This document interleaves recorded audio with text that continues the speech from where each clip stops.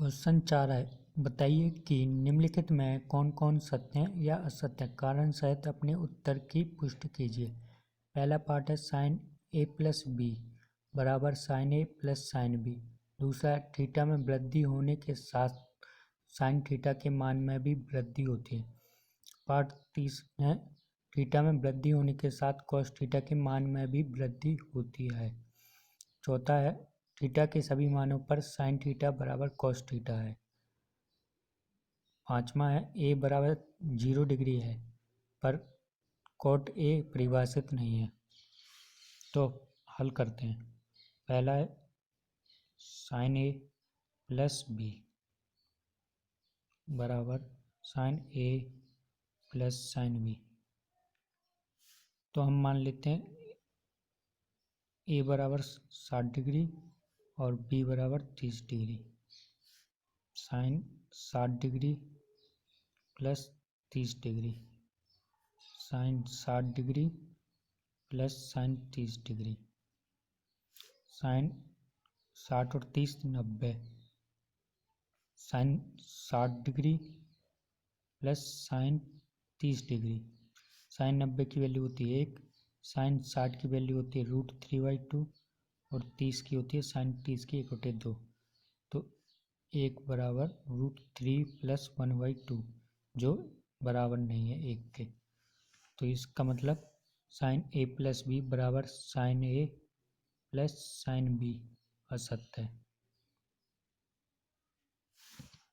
दूसरा है थीटा में वृद्धि होने के साथ साइन थीटा के मान में वृद्धि होती है। तो हम 0 degree 30 degree 45 degree 60 degree 90 degree के मान देखते हैं साइन के। साइन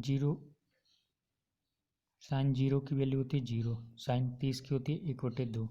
साइन 45 की होती है 1/√2। साइन 60 की होती है √3/2 और साइन 90 की होती है 1।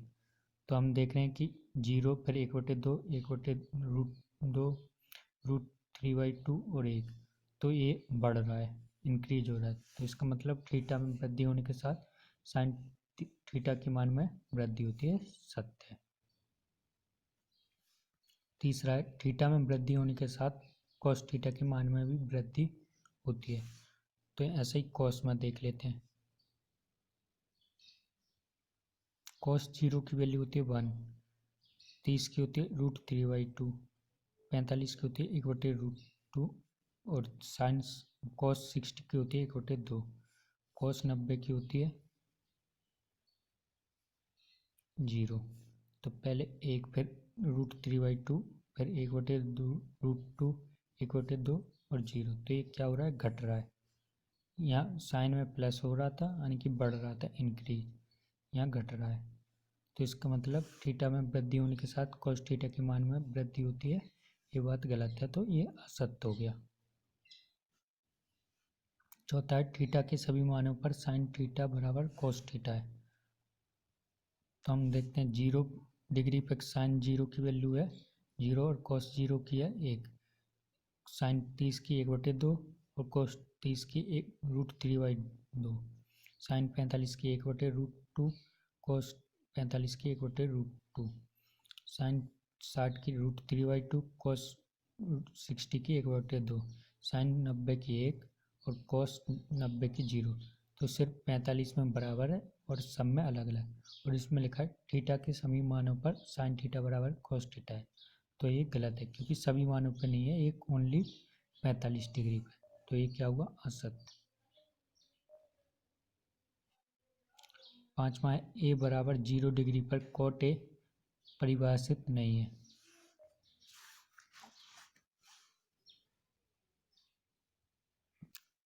कॉट ए बराबर क्या होता है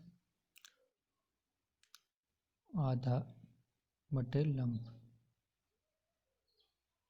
ये होता है कॉट ए को हम क्या लिख सकते हैं कॉस ए अपॉन साइन ए। अब कॉट 0 पे निकालना है तो कॉस ए की वैल्यू होती है 1 और साइन ए कोट जीरो पे निकालना तो कोस जीरो हो जाएगा और साइन जीरो। कोस जीरो की वैल्यू होती है 1 और साइन जीरो की 0। जब भी किसी संख्या को 0 से भाग देते हैं तो उसका वैल्यू आता है इन्फाइनिटी, जैसे कहते हैं अपरिभाषित। नहीं,